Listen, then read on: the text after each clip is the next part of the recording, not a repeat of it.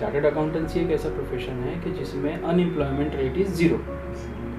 क्योंकि क्यों ज़ीरो है, आप अगर चार्टर्ड अकाउंटेंसी कोर्स परस्यू करते हैं तो आप क्या करते हो कि एक तो वर्किंग अपना बुक नॉलेज आप गैदर करना शुरू कर देते हो, स्टडी आपकी शुरू हो जाती है, and along with this study आप ट्रेनिंग लेना शुरू करते हो किसी सीए के पास, तो आपको वर्किंग नॉलेज आना शुरू हो जाता है। ये working knowledge if you become a CA it's very good thing, आप बन गए हो तो ये तो आपके लाइफ के लिए मतलब अब यहाँ से आपको कुछ देखना ही नहीं है। लेकिन इन केस अनफॉर्चुनेटली अगर आप सीए क्लियर नहीं कर पाते हो तो इन बिटवीन आप इतनी नॉलेज और इतना एक्सपीरियंस गैदर कर लेते हो कि आप कहीं पे भी जाके आप अर्निंग अपनी कर सकते हो। जॉब सलाम फाउंडेशन से मैं अब्दुल काशिफ। इस वक्त हम लोग हैं मोहम्मद आरिफुर रहमान जो कि एक चार्टर्ड अकाउंटेंट है।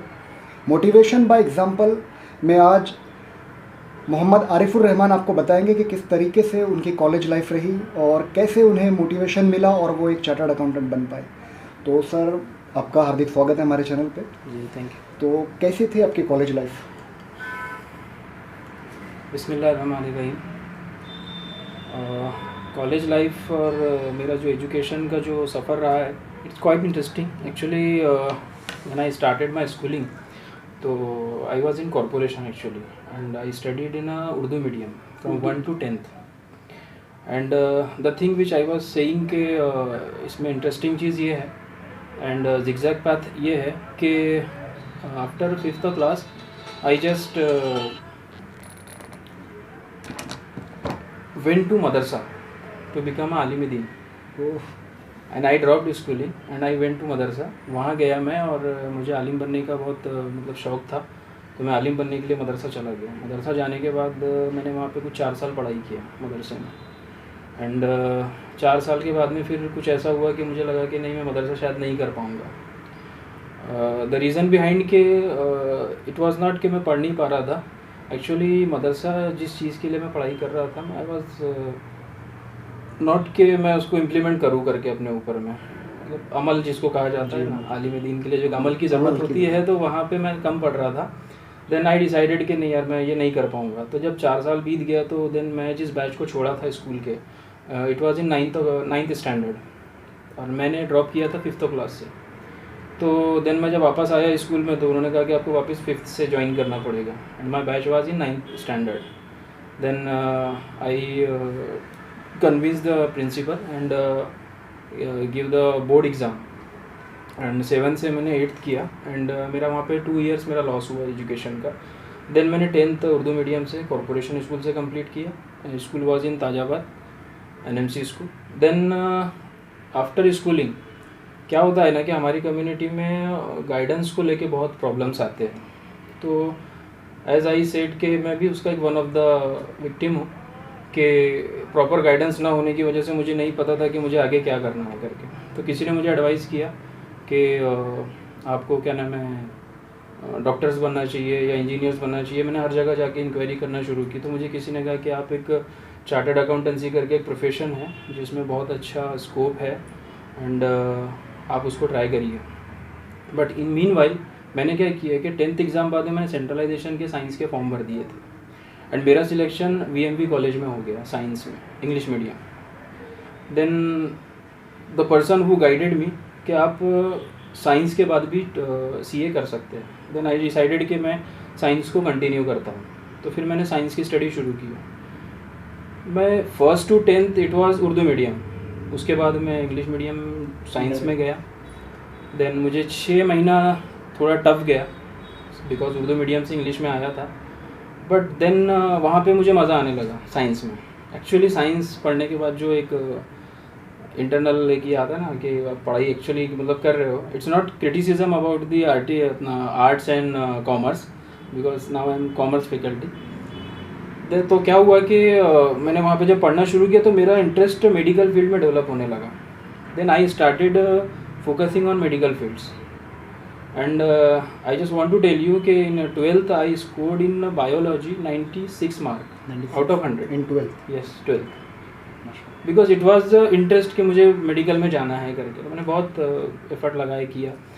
बट एक्चुअली व्हाट हैपेंड कि जब 12th का रिजल्ट आया and everybody was trying for PMT IEEE that time, तो मैंने जब मेडिकल की फ़ीस देखी was in lakhs, and as के I belongs to very poor family, तो वो मेरे बजट से बाहर था। तो फिर मैंने सोचा कि यार नहीं, ये तो फील्ड में नहीं कर पाऊँगा। देन अब व्हाट नेक्स्ट। अबाउट इंजीनियर्स कुछ ऐसी गाइडेंस मिले थे कि आई वॉज डीमोरलाइज कि मुझे इंजीनियरिंग नहीं करनी है। देन साइंस में फिर फील्ड बच जाती थी आपका बीएससी, तो मुझे सोचा नहीं बीएससी तो नहीं करना है। Then what I should do. तो फिर मुझे याद आया कि हाँ, वो एक जो सीए प्रोफेशन है उसको कर लेना चाहिए। But again I want two point out कि ये जो गाइडेंस है ना, दैट टाइम मुझे भी नहीं पता था कि 12th के बाद ही आप डायरेक्टली सीए के लिए एनरोल कर सकते हैं करके।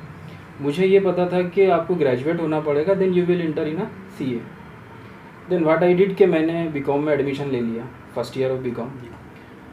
अब साइंस पढ़ने के बाद मैं बीकॉम में गया। बीकॉम में कॉलेज ज्वाइन करने के बाद में जब वहाँ पे सिलेबस हाथ में आया और जब देखा मैंने कि ये पढ़ना है, तो that time I really feel कि मेरा करियर ख़त्म हो गया। क्योंकि साइंस पढ़ने के बाद जब मैं कॉमर्स में आया तो कॉमर्स का जो सिलेबस था, again I am saying I am not criticising the syllabus, actually science में पढ़ने के बाद जब मैं कॉमर्स में आया और जब मैंने वहाँ पे देखा कि यार हमने को ये सब पढ़ना है, कॉलेजेस का रूटीन्स देखे, मुझे लगा कि नहीं यार। फिर देन वहाँ मुझे आके पता चला कि आप 12th के बाद भी सीए कर सकते हो। बट मेरा 1 साल वहाँ पे वेस्ट हो गया, क्योंकि जब कॉलेज में आया, फ्रेंडशिप हुई, जब दोस्त मिले तो उन्होंने बताया कि हम लोग सीए परसू कर रहे हैं। तो फिर मैंने पूछा आप कैसे कर रहे हो, तो कहा कि 12th के बाद में सीए होता है। Then I started searching. फिर मुझे ये नहीं पता था कि इसका रजिस्ट्रेशन कहाँ होता है, इसकी क्लासेस कहाँ होती है।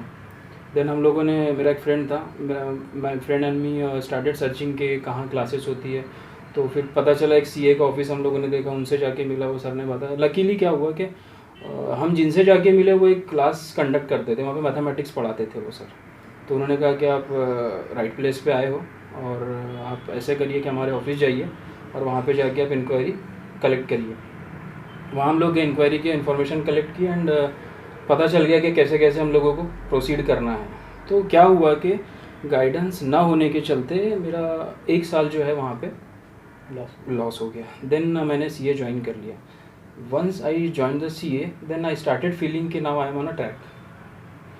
But the thing which I started before के बहुत जिगजैग पाथ से मैं मतलब सीए तक आया हूँ।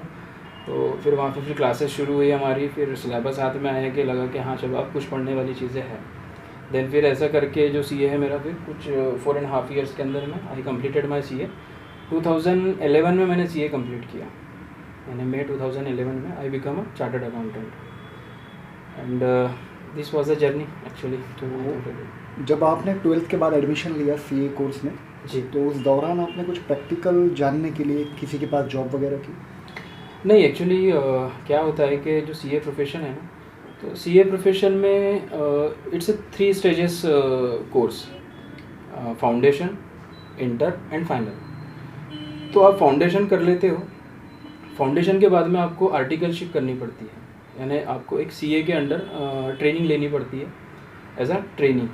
It's called an articleship. और ये 3 साल की आर्टिकलशिप रहती है जिसमें आपको एक वर्किंग नॉलेज सिखाया जाता है। तो पूरा प्रैक्टिकल उसी में आ जाता है। यानी और most important thing about this profession is कि यहाँ पे अनएम्प्लॉयमेंट रेट 0 है। चार्टर्ड अकाउंटेंसी एक ऐसा प्रोफेशन है कि जिसमें अनएम्प्लॉयमेंट रेट इज़ 0। क्योंकि क्यों 0 है, आप अगर चार्टर्ड अकाउंटेंसी कोर्स परस्यू करते हैं तो आप क्या करते हो कि एक तो वर्किंग अपना बुक नॉलेज आप गैदर करना शुरू कर देते हो, स्टडी आपकी शुरू हो जाती है and along with this study आप ट्रेनिंग लेना शुरू करते हो किसी सीए के पास, तो आपको वर्किंग नॉलेज आना शुरू हो जाता है। ये working knowledge if you become a CA it's very good thing. आप बन गए हो तो ये तो आपके लाइफ के लिए मतलब अब यहाँ से आपको कुछ देखना ही नहीं है। लेकिन इन केस अनफॉर्चुनेटली अगर आप सीए क्लियर नहीं कर पाते हो तो इन बिटवीन आप इतनी नॉलेज और इतना एक्सपीरियंस गैदर कर लेते हो कि आप कहीं पे भी जाके आप अर्निंग अपनी कर सकते हो as a accountant, as a tax consultant. There are ample of opportunities in this profession actually. किसी स्टूडेंट को अगर से चार्टर्ड अकाउंटेंट बनना हो तो उसे क्या करना होगा? कितनी फ़ीस है मतलब इस कोर्स की, और नागपुर में कौन कौन सी इंस्टीट्यूट है जिसके ज़रिए से वो चार्टर्ड अकाउंटेंट बन सके वो कोर्स करके वहाँ से? Okay, first of all chartered accountant बनने के लिए जो सबसे प्राइमरी रिक्वायरमेंट है वो है स्टडी, स्टडी और स्टडी, ठीक है। यानी आपको सिर्फ इसमें पढ़ाई करना है।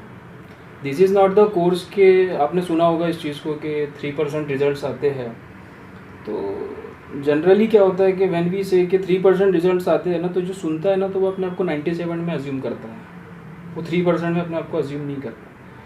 The course is not like that. यहाँ पे सिर्फ आपकी सिंसियरिटी चाहिए और आपको स्टडी करना है, ठीक है। This is the prime requirement. Now the procedural part के अगर आपको CA बनना है तो किस तरीके से परसू करेंगे, तो इसे आप आपके आफ्टर 10th भी स्टार्ट कर सकते हैं। After 10th yes, after 10th भी आप स्टार्ट कर सकते हो। What you have to do, यहाँ पे कई इंस्टीट्यूट हो चुके हैं प्राइवेट कोचिंग नागपुर में, and now in this digital era बहुत सारे डिजिटल कोर्सेज भी आ चुके हैं इसमें। तो आप अगर क्लासेस ज्वाइन कर लेते हो, जैसे कोई पर्सन आफ्टर 12th अगर if he want to become a CA, then वो 10th के बाद एडमिशन कर सकता है चार्टर्ड अकाउंटेंसी कोर्स में, and this is online procedure.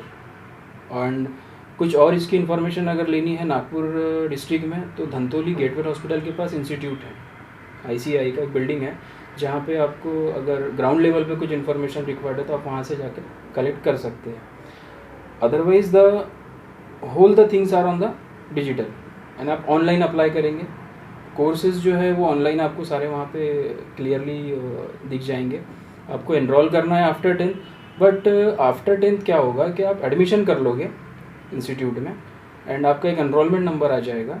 उसके बाद आपको आपकी स्टडी प्राइवेट कोचिंग से शुरू करनी है, and once you appeared your 12th exam, उससे 6 मंथ बाद आप इसके एग्ज़ाम के लिए अपीयर हो सकते हैं। तो यहाँ पे आपका एक पीरियड जो है वो सेव हो जाएगा। अदरवाइज आप आफ्टर 12th भी जा सकते हो, आप ग्रेजुएशन के बाद भी जा सकते हो। There are doors open for becoming a chartered accountant. Nagpur शहर में करियर गाइडेंस की बहुत कमी है जी। तो काफ़ी NGOs है जो इस पे वर्क करना चाहती है, लेकिन प्रैक्टिकली वर्क नहीं कर रही। उनके ऑब्जेक्ट में भी शामिल है कि हम इस पर वर्क करेंगे। तो हमारे इस वीडियो के माध्यम से आप तमाम NGO को क्या मैसेज देना चाहेंगे? मैं सभी NGO को ये मैसेज देना चाहूँगा कि एजुकेशन जो है वो एक ये कहिए कि रीढ़ की हड्डी होती है। यानी ये एक ऐसा एरिया है जिसके ऊपर में सभी को फोकस करना चाहिए। जितने भी NGOs ग्राउंड लेवल पे काम कर रहे हैं, उनके बायलॉज में और उनके ऑब्जेक्ट के अंदर में ये एजुकेशन का एक क्लॉज रहता ही है, but it is very important कि आप उसको उतना वक्त दें। कैसे कि बहुत सारे काम हैं आज की डेट में जो हर NGO को करने की ज़रूरत है और वो कर भी रहे हैं। And one of the NGO जो हमारे सामने बैठा है, दे आर वेरी कॉन्ग्रेचुलेशन मैं कहना चाहूँगा इन लोगों को। एंड मेरी बहुत सारी विशेष आपके साथ है कि आप इस ग्राउंड लेवल पे एक्चुअली करियर गाइडेंस से रिलेटेड आप काम कर रहे हैं। क्योंकि मैंने अपने पूरे इंटरव्यू में आपने सुना होगा कि करियर गाइडेंस की वजह से मेरे कुछ ईयर्स जो है वो वेस्ट हुए हैं। अगर प्रॉपर इन्फॉर्मेशन मुझे मिल जाती तो मे बी मैं थोड़ा और पहले CA हो जाता। तो it is very good initiatives and keep it up. Thank you. तो अपना कीमती समय देने के लिए सर बहुत बहुत शुक्रिया। Thank you sir.